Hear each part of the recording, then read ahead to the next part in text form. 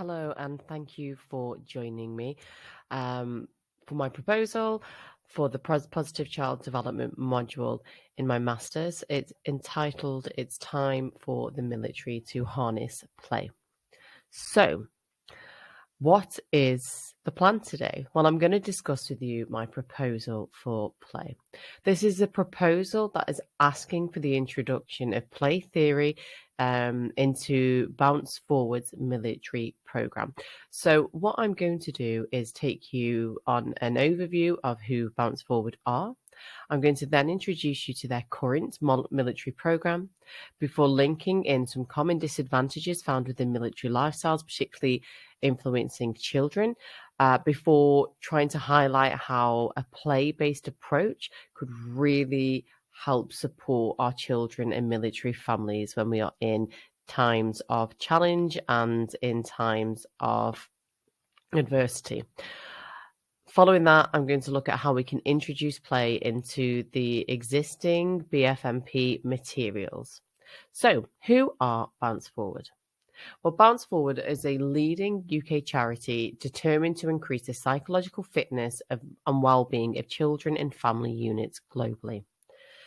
Their courses are designed to develop, 5 core competencies that have been scientifically proven to increase resilience and improve long-term well-being. So we can see them here in front of us. We've got flexible and realistic thinking, human connection, hope and optimism, self-regulation, self-awareness, and compassion.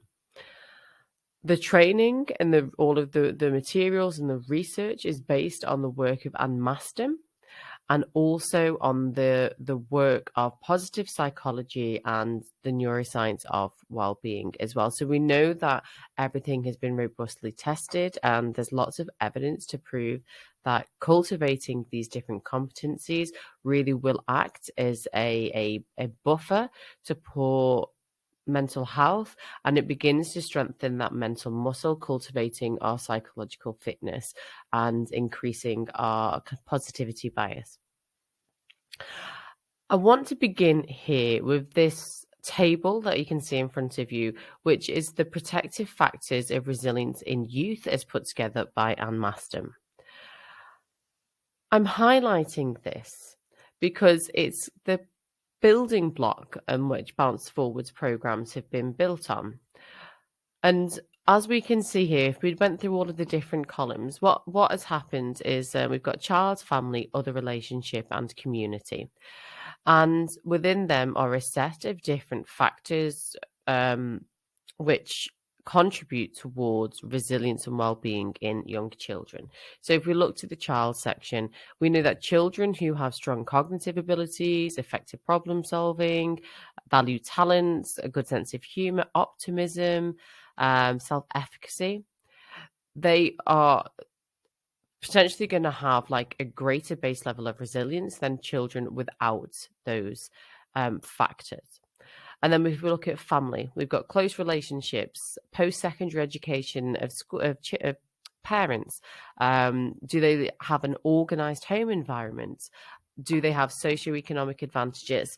Again, these are all going to be positive indicators that a child is going to go up in an environment that's going to foster positive resilience as they age. And then we've got the last two columns, other relationships and community, where we're looking at close relationships with competent caregivers, pro-social peer relationships for other relationships, and then community, effective schools, public safety, emergency services, good ones, and great public health and healthcare availability.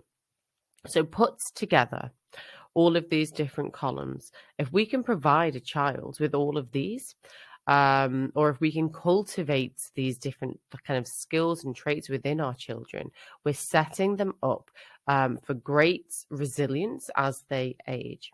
And the reason I've highlighted this is because, one, these are traits or these are kind of skills that Bounce Forward are hoping to cultivate within children because they know that they act as a protective factor in youth. So the ones down child, they really are working on cultivating the skills for those factors to act as that buffer. Within their model as well, they also look at the family and they try and cultivate the skills as best as they can there too to support the growing child. Now, if we look at the military family and the military environment, we know that our lifestyle, that transient, rapidly moving lifestyle, puts a lot of pressure on the potential to acquire some of these factors. So within child and family, we have got quite a lot of say over how we develop these particular areas. But when we look at other relationships in community, this is not so easy. So it's very difficult to continue close relationships with competent care adults because we're away from our families and our friends, and we're put into ever-changing and evolving environments. Again, pro-social peer relationships is very difficult for the same reasons. When we look at community, we cannot promise or we may not have access to, regardless of how hard we try, effective schooling. Any pro-social organisations, we have no say over the neighbourhoods that we're placed into. And again, depending on where we've been located to, public safety, emergency services or adequate healthcare is not a guarantee, and it's often something that has to be fought to obtain. So what I'm trying to point out here is Bounce Forward are already in the mainstream doing the great work to cultivate resilience factors in the youth, to prepare them and to help them as they grow. But if we were to look at this through the lens of the military family, we'd see that we are already struggling to provide two of the four columns, the four headings that could really help look after the well-being of the military children. And also the lifestyle can impact the family column here as well. There can be quite surprising socioeconomic advantages of being within the military. An organized home environment can be very difficult when we are always with one foot into the next location, or one parent is coming in and out of the home environment and going off into potentially high conflict and dangerous zones. Authoritative parenting can be very difficult, and close relationships can be a real struggle as well. So military living even seeps through into our ability to be optimally effective within our family column as well. So the point I'm trying to highlight here is that military families and military children may need more support than one would initially think of. When it comes to looking at well-being, psychological fitness, and excellent development, just because those downward pressures of the military lifestyle actually begin to weaken some of the protective factors that we can provide to our youth. So it's a very good thing that we have got Bounce Forward there to really work on cultivating the skills needed for the child and for the caregiver as well. So regardless of where they get sent, they have got I've gone way too far. They have got some skills and understanding necessary to help them thrive. So if we actually now look at the current military families model, the objective is to support geographically dispersed military families cultivate greater well-being and learn to thrive in ever-changing environments. This is particularly aimed at children, but what we do is we deliver a 6-week psychological fitness training course online to the parents and the caregivers. Here, we're trying to improve their understanding of psychological fitness and resilience, teach them about, we can see here, what are the fitness foundations, positive emotions, emotional regulation, understanding of the belief cycle and things that can be adding to our stress or areas where we can improve. How can we reframe adversity? Looking at a growth mindset and failing well, and also cultivating effective communication skills so we can have a better understanding of self and what we need, but we can also communicate what's going on for us and asking for our needs to be met with other people. Once they have done that training course, they're given resources and materials and child appropriate teaching to be able to, within the home, roll on this training and to begin to teach the children the foundations of psychological fitness and positive psychology. So it basically becomes a language that's used within the home, and they can take it wherever they go. Additionally to the training, individuals who undertook the training and really loved it, they can go on to become a resilience champion within their local military community. So basically, they're acting as a port of call for anybody who just wants to find new strategies to help themselves and their children do well and to thrive in life. And they may run very informal pop-up mornings, coffee mornings, or have a little talk about particular topics within our materials, and act as a signpost as well to other resources or further bounce forward programs, so that we basically, the desired outcome is to create a network, a global network of psychological fitness enthusiasts who act as a wellbeing resource to family units in the UK and overseas. So we all know where to go to if we just need a little bit of help or a little bit of guidance with our own well-being, or we want to support our children better. We're trying to remove the barrier to access mental well-being training that can often be found within a military environment for many particular reasons. The majority of this is one of the reasons why we have the current military families model, is the majority of military children lead non-typical lives that are highly stressful, and they seem to have many psychosocial disadvantages. So they have a lack of continuous social support. They often feel lonely. They struggle to make relationships and friendship groups. So there is difficulties with social integration. We can have issues around housing instability or housing poverty, living in houses that are unfit for purpose, that can lead to ill health. Family units that they are within, they can have limited financial streams due to the nature of the work, and usually only one, the serving personnel, being able to work. We're unable to rely on emergency services or community networks, particularly if we are overseas. Nothing is guaranteed. And all of these psychosocial disadvantages can have a negative impact on the healthy development of our military children.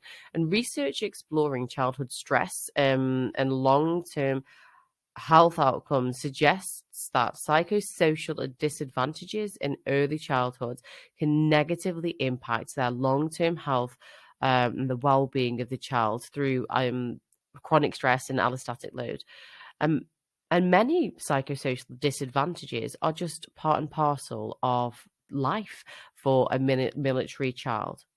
The often high stress environments can be prolonged, which can lead to chronic stress in both adults and then in the children as well. Quite often, military children do have many presenting needs when it comes to affective disorders and struggles with well-being. It's widely known within, say, military educational systems, in military communities, but people don't quite know how to deal with it. And what we know is, stress is important. Stress is integral to the human experience and development. We need it to get up in the morning, to get things done, to hit our targets and our deadlines. But whilst it is useful in its small little bits, unabated, the chronic stress that begins to have a detrimental impact on our holistic well-being and health, which can lead to the brain slowing the neurogenesis process. It can impact on brain repair and brain development, and it can begin to build in a hypersensitive amygdala, which then impacts one's ability to think clearly, recall positive memories, create strong social connections, amongst some other issues. So even the chronic stress can amplify the problems that we already have within our community.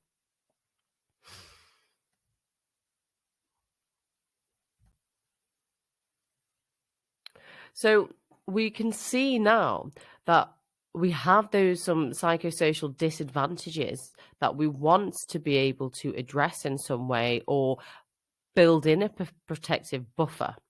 to help children grow well. But we also want to see, we've got those stresses, but what other stresses will impact on the day-to-day lives of military living? Because the military does come with unique and challenging stresses that are not commonly found in non-military environments. So I realize there's a huge list of things here, and you don't want to be, well, you can't look through them all. But this is just a sample of taken from our latest BFMP training program, not British Forces, look at me, Bounce Forward Military Program. This is just a sample of some of the reasons why participants were taking part in our training. So I've just pulled out one or two to read to you.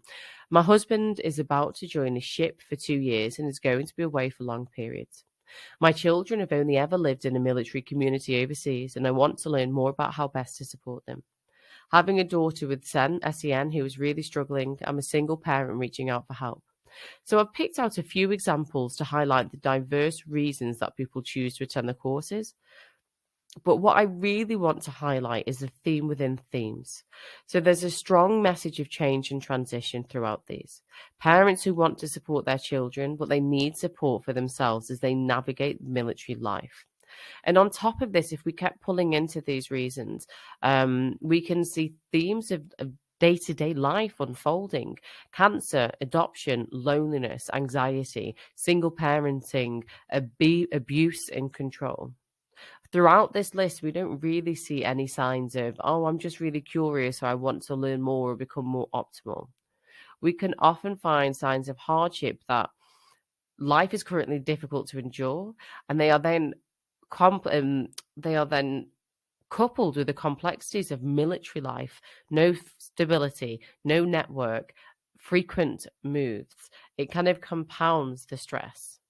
So the work we're already doing is adding huge value to the military family community, but I really think that we can provide further, more tactical support, because what I see here is a community in desperate need of play. So here, I've just pulled together the age ranges of the children whose parents attended our last BFMP. And we've got roughly, in total, there's about 400, what does it say there? 433 children whose parents attended the course. Roughly 305 of those children were 9 and under, 130 plus were 10 plus. So within our Bounce Forward model, we focus on the ages and stages of development, childhood development, in line with teaching psychological fitness. And we know the younger the child, the more like neurons they have, because they're printing, aren't they, that model of the world. And they're figuring out how to be, act, and do.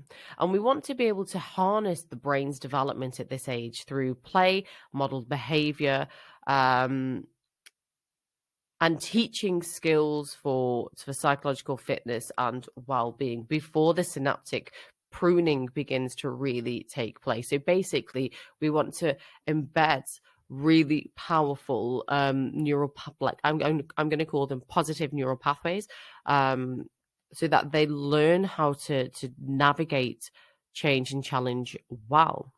You know, they say, don't we, we're born, I'm going, excuse me. Oh, excuse me, I sneezed.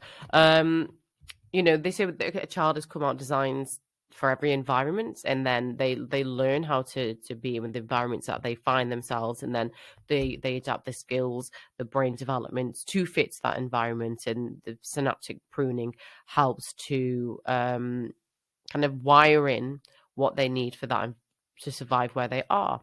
And having this understanding of how the brain works makes us think brilliant when the children are younger, and well, throughout development, but particularly when they're younger, we can really take advantage of this learning period to embed those critical skills, so that they can flourish in life. And we can do that particularly when they're younger, through model behavior. So the parent and the caregiver learning useful skills, modeling those to the children, and then teaching them within the home environment. But what we really want to do is supercharge it up through play.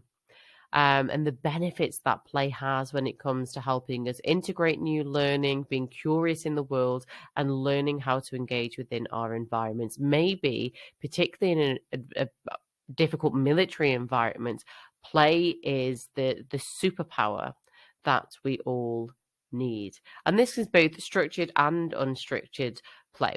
And this might be a big ask because the military by nature is quite a play adverse organization. But if we can integrate this in and begin to integrate play into the culture and the fabrics of military living, then I wonder if we're going to see a positive correlation in improved mental health and well-being in our smallest members. So, what is play? Play is the foundation on which we learn how to live, survive, and thrive within our environments. The feedback that we receive when we play helps us to learn an array of skills from communication, engagement, conflict resolution. It teaches us what is right, what is wrong, what is dangerous, what is not. It builds our model of the world, and we understand the rules and how to play within our environments and how to engage within our environments. The process of play is absorbing and fun. So that the feedback that we receive when we are in a play state, it keeps us in the game because it feels like a slow burn of pleasure and feedback and all of the good stuff. And it keeps us focused on progression with no end goal particularly in sight. Play uses more positive and helpful emotions, which help to reduce the load on the nervous system that are found when we are in negative and more unhelpful emotional states. Play gives us positive emotion, and that can then have an undoing effect of stress and a fast-paced lifestyle. Play also trains the brain and the nervous system to learn skills and to feel capable and safe within a wide set of environments. And play, as we know, it's expected and encouraged in small children. But as we age, it tends to fade away, or particularly into adulthood. We think it's time now to put down our childish things, and play becomes a structured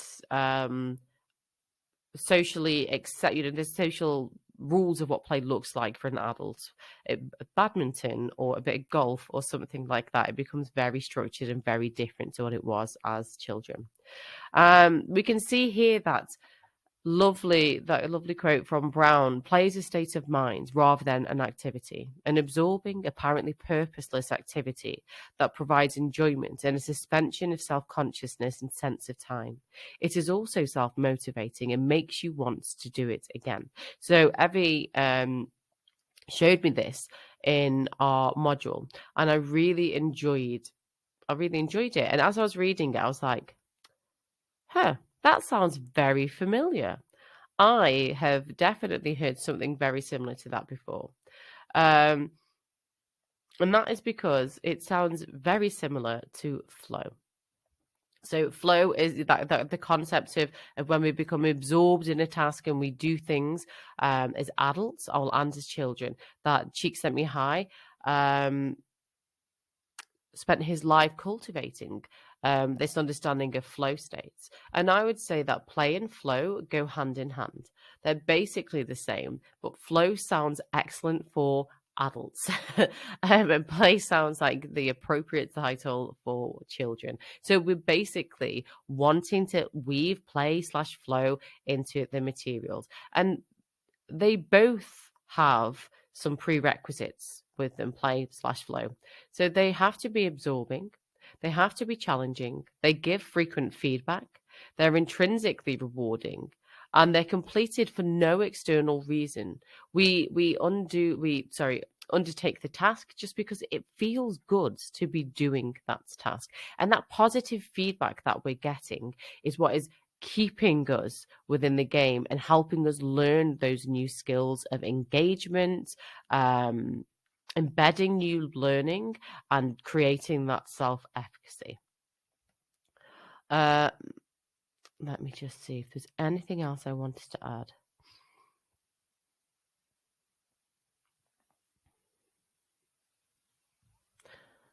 So,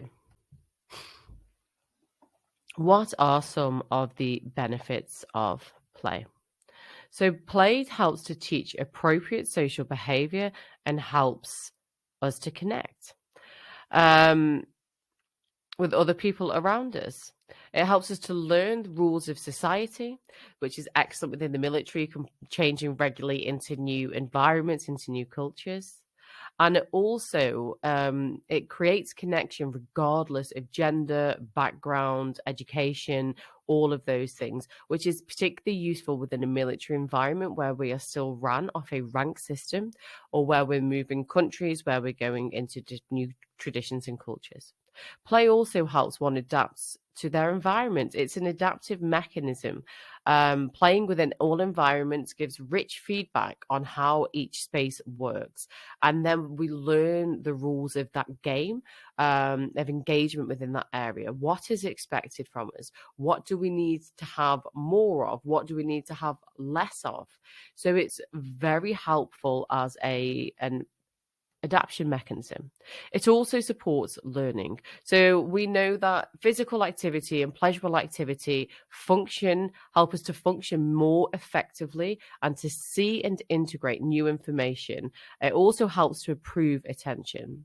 For developing children, we know that aerobic exercise, playing by moving, expands the growth of brain connection to the frontal cortex and the brain chemicals that help support self-regulation and executive functioning. Again, this was something that Evie had put into our module. She was citing Nick, who was citing Harry, and I thought, yes, when we see it that way, it literally on a kind of new brain cell level, playing just creates the foundations on which we grow. So to stop our children from playing and engaging, we're stopping their ability to learn effectively and to develop into who they are. So we can learn through trial and error, exploration, watching things change, being outside in nature. And being actively engaged within nature as well. All of this supports learning and gives us the skills that we need to understand the world and to take those understandings into the classroom and apply them to more traditional learning as well, which is very important within the military, where we cannot guarantee a consistent education of a consistent standard. And we also can struggle to have resources if there's special educational needs or anything similar. Benefits of play also promotes positive well-being and healthy coping. So positive emotions such as ones experienced during play help us with our, as we've said, our intellectual resources. When we are happy in what we're doing, we can physically see further. We can take in more information. It improves our intellectual resources, our physical resources, strengthening the body, brain, heart, the nervous system. We improve our social resources as well as our psychological resources. And this is all looking at Fredrickson's broaden and build theory of positive emotions. So this is things that we are this is skills that we are able to cultivate by allowing ourselves to play in a structured or an unstructured way. Play also helps to improve physical and mental health. So movement supports optimal human functioning. Not many people would disagree. And it primes the brain for learning and for regulating stress. We know that chronic stress, which is rampant within military life, can be positively impacted by exercise because it supports optimal brain development. It reduces the load on the brain. You know, if we have too much stress, a flood of cortisol, the dendrites begin to withdraw for survival. Neurogenesis slows. These are unhelpful signals are encoded within the amygdala, requesting more cortisol, deepens those stress neural pathways. And we have that cycle of just hypersensitivity and being more open and receptive to stress. So we know that when we are physically moving, it can have an undoing effect on all of that. And it strengthens the body, the brain, helps us to grow muscles. It helps us just to do more and live happier and for longer. So why are we going to introduce this to the military family? So it has the potential, adding play into our current materials could really help ease transitional periods as we have a skill or a crutch that is healthy that we can take with us as we move. So skateboarding, for me, skateboarding costs nothing. I've got a board already and I can do it anywhere. So it's something that is continuous with me. And it's a resource that gives me all of the rich feedback and absorption of that we'd find in play/flow. And so actually it helps to ease the transitional periods, and it also acts as a gateway to connection with others, as I might hit a new patch and then say, who wants to go skateboarding with me? Getting a new social network, which then leads us on to, play can help foster connection in social networks. When we begin to create environments for pleasurable reasons and for play-focused reasons, we're more likely to go to them and to engage and connect because we are trying to do something which just is absorbing. So we can use it to strengthen connection and social networks, and it also can provide that constant resource which can bolster well-being and learning in difficult environments. So if we embed play into our day-to-day, so our children come in from school and we do something very playful with them, we play before their homework. It could be family-based play, it could be a tactically picked video game, or going outside to physically move and jump and run around for a little bit. We're going to prime our brain to absorb the learning better, something that is needed when we cannot guarantee excellent education too. So these are three of the reasons why I want to introduce play into the military. Oh, families, we went too far.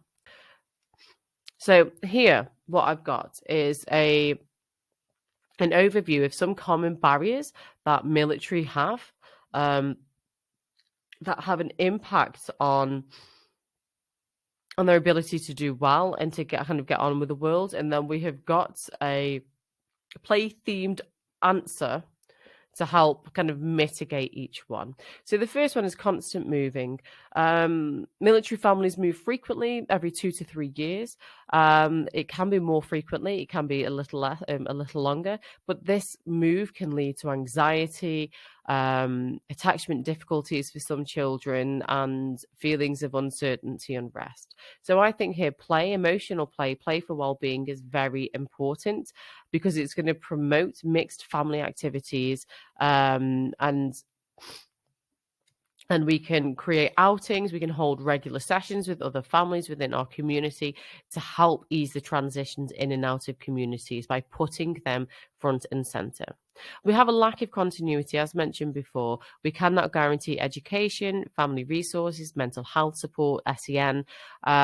Therefore, play could act as a useful tool to support development for learning, regardless of where we are. If we just knew the benefits of play for that, we could begin to spend more time in nature, have strategic barefoot walks, or our own little kind of forest school within the military community, that or drop-in sessions when the resilience champions are doing things, where it is outdoor, it is well thought out, and it is basically to help cultivate spatial awareness, to prime the brain for learning, that type of a thing.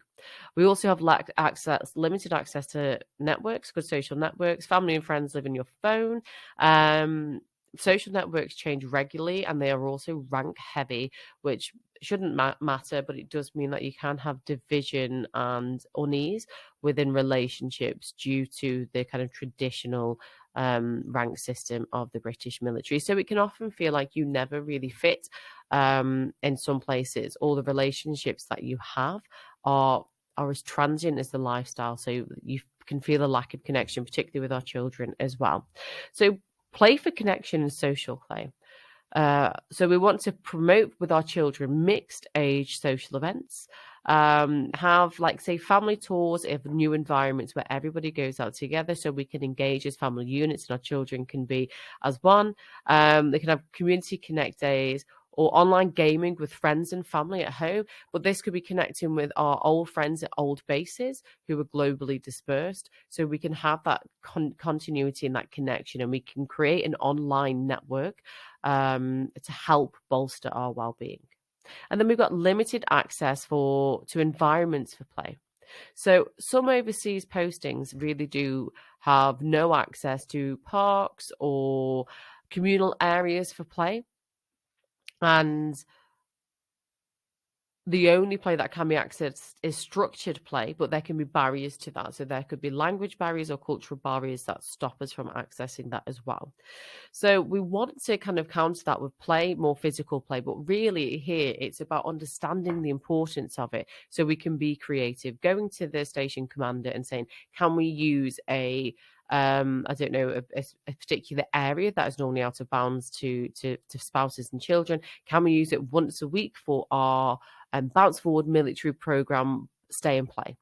And then having that outdoor space kind of set up so that we can do activities, we can move our bodies, we can be outside, and we can engage physically with our environment. That's going to then have a brilliant impact on our physical and mental health. So we can see how play really does help connect and bolster our well-being.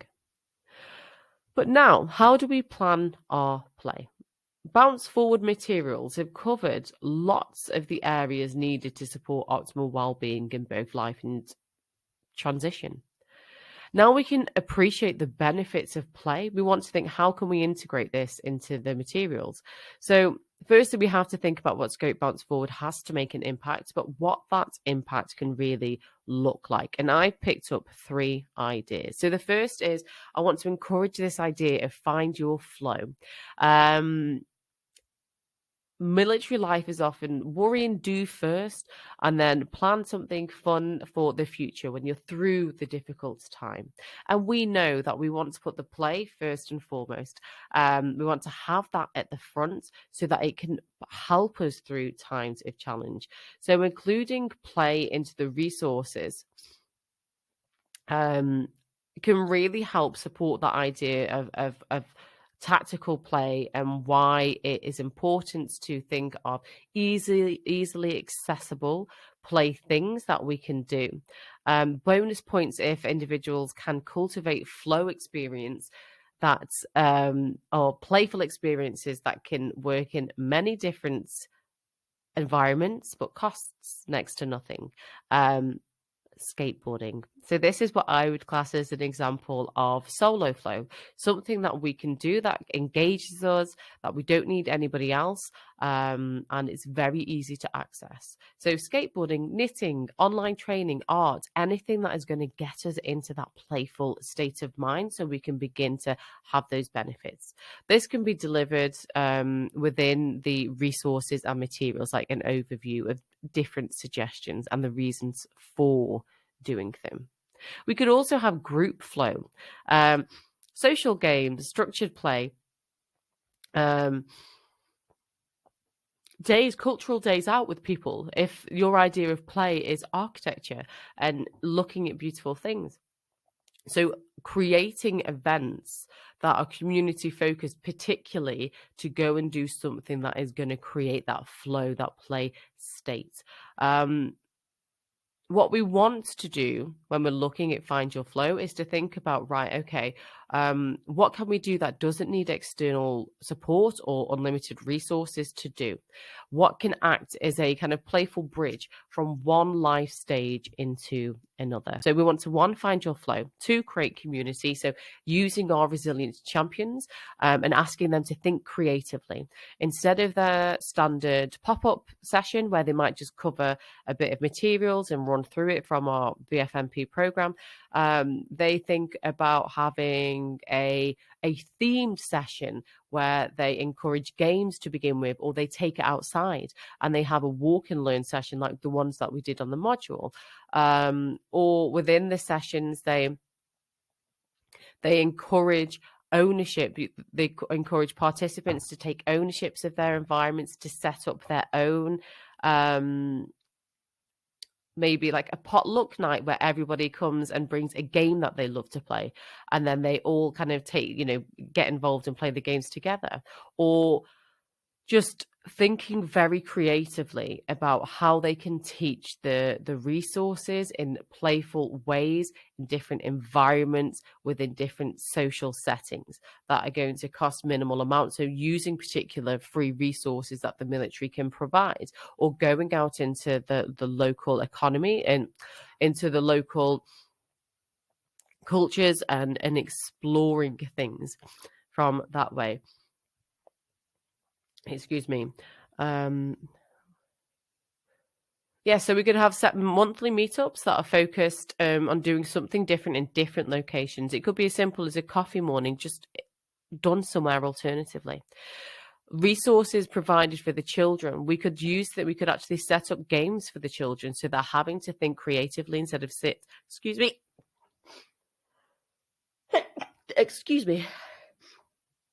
instead of having to just sit and focus on a piece of paper or something like that. So we're wanting to get our community champions to really think creatively about integrating play into their deliveries. And then, excuse me.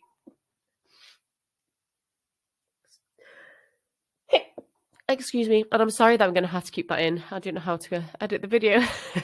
And then lastly, we're really wanting to use play not only for the benefits mentioned previously, but also to help us chase joy. We know that play is powerful. So creating positive effects is going to give us those, we're going to want to become more engaged, and we're going to get those benefits that we have discussed previously when we look at broaden and build. So we want to focus attention and use the power of focused attention to choose to do the playful thing that is going to help us engage, instead of looking at the difficult situation that we're up against or the challenges that are ahead. So we're using focused attention to choose joy, and that's something we want to really be able to get across within our materials. So for all of them, how do we do the difficult things but make the choice to focus our attention on the playful, joyful experiences? So how are we going to integrate this play? How are we going to put it into our current BFMP model? So we can integrate in a number of ways. So we want to add in a play session to our current 6-week program. So maybe extend it to a 7-week. I think that a specific session on play, the power of play, how it helps with learning, engagements, development, social networks, all of that is very important information that would go down very well within the military family, and it would then act as a reason for military families to engage and to support their children. Because as I mentioned previously, the stresses of military living means that play is the last thing. We'll do it later. And that is for our children all the way up. So having that session, so stretching the program to a 7-week, integrating play, and giving lots of adult appropriate resources, things that they can do. Sometimes it's about giving permission. It's okay to do this. So giving resources, understanding some of the kind of the brain mechanics to it, as well as some resources that can be delivered in the home about maybe play before learning, outdoor play, that type of a thing to help with learning and well-being. So that's including play-focused games, videos, and resources into the learning materials to be delivered out. And then, as mentioned before, we want to encourage our community resilience champions to think creatively about how they're delivering the materials within their local economy, within their local environments, and if they can make them more engaging using the themes of play. Because we want to see play and slot it into this bigger program of what we're doing and have it as a tactical tool that's going to support military living. Are there any disadvantages of play? So I've written down a few here that popped into my head. Can we play too much? Can play be detrimental to health? Is play a distraction from real problems? Does it lead to an undisciplined family? Can it be too hedonic? Well, firstly, I'd like to bring us back to something that Evie showed us in the session, which was when Mike Cheek Sent Me High was doing a research study on the removal of play and how people dealt with a play-through environment. He had to actually stop it within a day because people who couldn't do even small things that they found pleasurable and playful began to have negative impacts on their health and well-being because it had been removed from them. So this study became unethical. I think that highlights how much we need play. Excuse me. Sorry, I'm having a tsunami from the nose. So can play create an undisciplined family? I think play doesn't mean unruly. It's something, it isn't wild, unregulated play that is done at all times.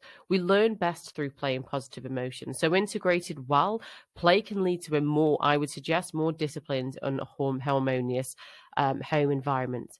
Can play be too hedonic? It depends on what we're classing as play.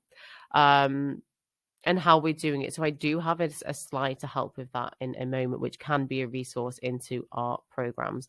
Can play be a distraction from real life problems? If potentially, I think sometimes we need distractions in life. They are useful tools to help with emotional regulation, psychological fitness, all of those types of things. Unabated, potentially, again, it's about understanding our play and why we're doing it. But I would suggest wholeheartedly that a playful life in those small micro moments of play are necessary, very much so. And if we mention as well that modern living coupled with our negativity bias means we don't often notice the times to play as adults. And we certainly, well, not many adults see play as something for children. So I feel like overplay is overused. As a whole, we are a play-free society, and I would say chronically play deprived, particularly within the military. If play was too much, then we could use the resources that we had taught in the BFMP to help reflect and regulate on what is needed. And so we are about to finish, but I'm just going to introduce you to the boat and water levels, which Dr. Chris Johnston at the College of Wellbeing said that I could use to explain how we can reflect and regulate what play looks like to us. So if you imagine this is us on the boats and we are trying to keep our resilience levels, our psychological fitness levels up, they're bolstered. We don't want them to hit into the rocks below. So chronic stress, burnout, all of those type of things. We're going to use play here as our up arrows. So what we would do is we would write down a list of play, what our play activities are. And as an adult and as a child, one, do we have any arrows? Because otherwise we're going to be sat on those rocks. But then are our up arrows helpful? Are we doing a lot of physical activity? But is it all high intense exercise that is leaving us exhausted and depleted? Or is it balanced? We want to write down all of the different types of play and see what is keeping our arrows up. And if we don't have many arrows, think, what does play look like for me? What does flow feel like for me? And then adding them in is arrows that we can go to when we want to, that we can begin to embed now, thinking we need to keep our boat from hitting that stress rock below. This is a really nice one for children as well. They really enjoy it. And then we've got this one where this big octopus is pulling us down. And this is when we begin to self-sabotage. So sometimes our perceived healthy play experiences actually have a negative impact on our mental health. And it's our job to be able to build awareness of what is helpful and what is hindering to us. So drinking as play activity, we'd say that's more of a coping mechanism than as a playful mechanism. So we could say, right, I drink, that's what I class as play. Does that help me or does that hinder me? Does that hit the requirements of, does it pass the checklist of absorbing, challenging, giving feedback, intrinsically rewarding, completed for no external reason? And to be able to see, right, no, it doesn't hit all of those. It often leaves me feeling, bad, sad, and a little bit mad. So that one is an unhelpful coping strategy and not a play filled or flow filled activity. And we can actually use these as a really like playful tool to understand how we are currently utilizing play, where we might be lacking play, and where our perceived ideas of play that we already have could potentially be knocking us down into the rocks below. So, yes, that was just an example of some of the resources we could put within our materials. But that is it. That is my proposal for play. I want to thank you, and I hope that you feel empowered to play more.